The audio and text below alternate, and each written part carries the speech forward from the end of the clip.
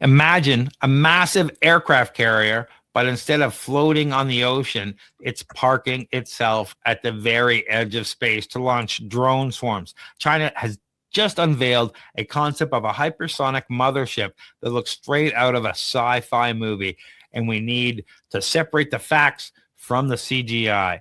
China is actively researching a space carrier, a reusable near space platform designed to hover between the Earth's atmosphere and open space. From this high altitude, it would release unmanned fighter jets capable of firing hypersonic missiles. While currently just a concept, it is making headlines because it signals a terrifying leap into military ambition, blurring the lines between an airplane and a spaceship to dominate global warfare. What do you think about this, John? This is cool. And when I started reading this, I immediately thought of the Avengers helicarrier. Of course. Yeah, but so I like this, but let's just set the groundwork here, okay? Despite the bold visuals, if you go look at the article and stuff like that, the technology required to build or deploy such a carrier like this doesn't exist yet. Sorry to ruin your hopes, but it's still cool, and I like the fact that this is outside of a story. Like, this is something that China has kind of come up with, right? So here's some of the fundamental obstacles that experts have pointed out. So the propulsion and flight dynamics. So sustaining a 120,000 ton structure at the edge of space or in orbit would require propulsion systems and fuel capacities far beyond current engineering capabilities. Now, I know in the past we've covered different ion engines and different things like that. If those advance, then maybe yes, I think so. The other thing, launch and assembly logistics. So there's no launch system in operation today, not even heavy lift vehicles, that could loft such a massive structure intact into orbit. So modular assembly in space is theoretically possible, but it would demand significant advancements in robotics, docking systems, and space construction. Now, again, there are some talks of new space stations and things like that. Maybe that's going to help. Who knows? Now, the other thing is power, cooling, and defense. So that's operating at near space altitudes. So that presents challenges in energy generation, but who knows if solar power could be enough at that height, thermal management, and protection from space debris and radiation. Because we have tons of satellites up there. There's tons of space debris. There's tons of space garbage. But they can overcome all of that, then we'll have it. So I like that we're covering this article because this is really, really Silicon Scoop future tech kind of stuff. And I like that they're thinking so big, if that makes sense. What are your thoughts? I like that they're thinking so big, but this just justifies my statement I made on the last thing we talked about, why he's putting Elon Musk is putting huge AI data centers in space, because these satellites will see all this stuff coming. Yeah. Anyway, you mentioned it.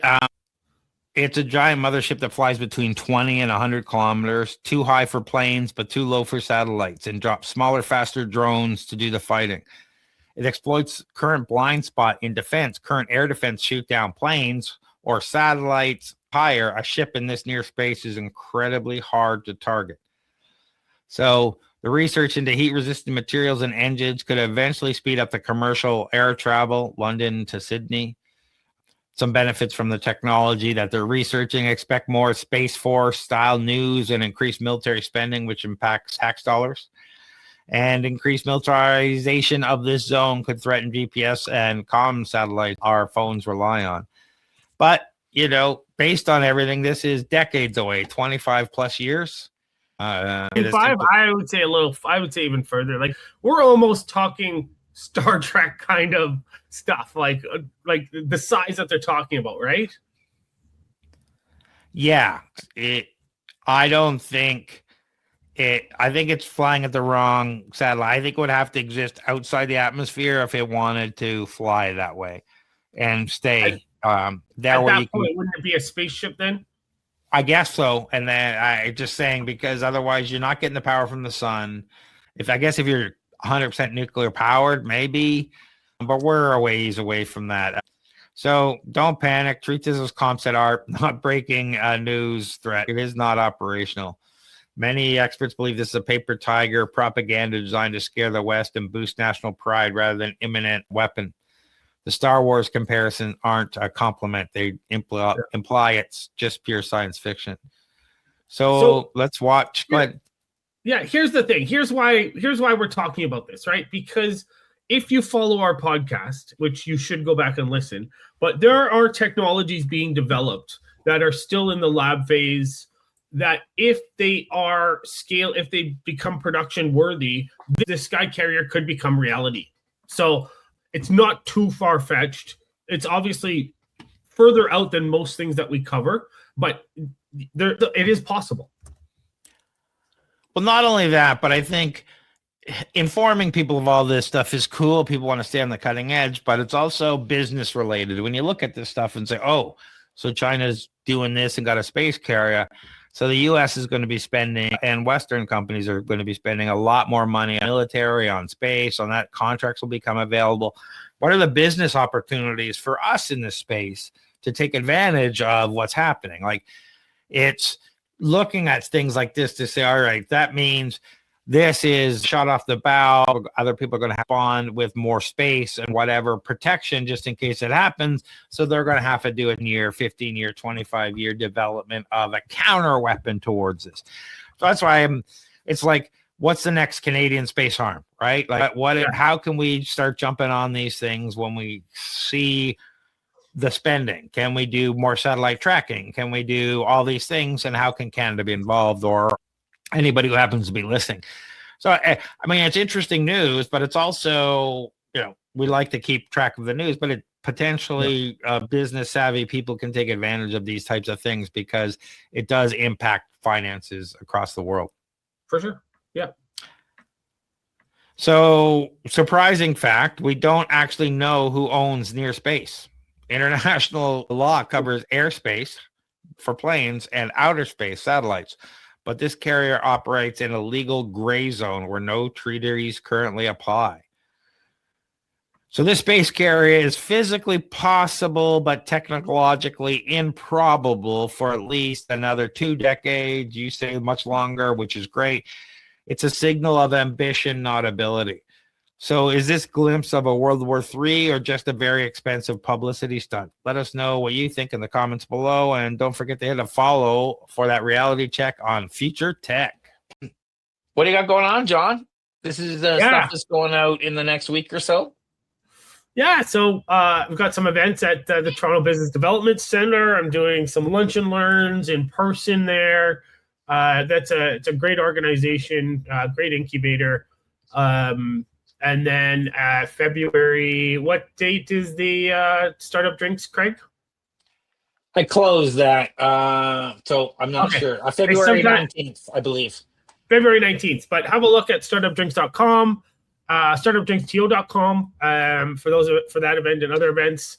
If you need some help with government funding, SHRED, or any other grants, reach out to me on LinkedIn. But if you're interested in AI automation workflows or you need help with your business, what can they do, Craig? Well, we've got lots of stuff going on over at flowgrammer.ca where we help businesses implement AI and business automation so they can scale faster and more reliable, get more leads, grow faster. We also have a growing community over at flowgrammers.ca where we do Flow Grammar Cafe, we do live build events, we do demo events, we get the community together online and in person several times a month to show and demo and support anybody who's trying to do this, learn automation, end-to-end AI agent building. So check all that out. We have a series of events called Flow Grammar Cafe. The next one's February 6th, March 6th, and April 2nd. We do those right now in partnership with Workhouse, and those are full day drop-in headphones, laptop, and work. And we'll have some experts on site that can help you troubleshoot. And we all kind of do a little walkthrough in the afternoon about what you're working on and, show us what you're working on and stuff. And it's really cool. So check all that out over at flowgrammer.ca and flowgrammers.ca, and coming soon. And you can sign up for this now, flowgramming.space. an AI agent and workflow marketplace where people can buy and sell agents or workflows. So if you're building agents and don't know what to do with them, where to sell them, go over there and check that out. Again, flowgramming.space. Or if you're building workflows, or if you want agents or workflows built, you can go over there and buy them. We have some interesting guarantees, and it's coming soon, so you can get your name on the waiting list right now.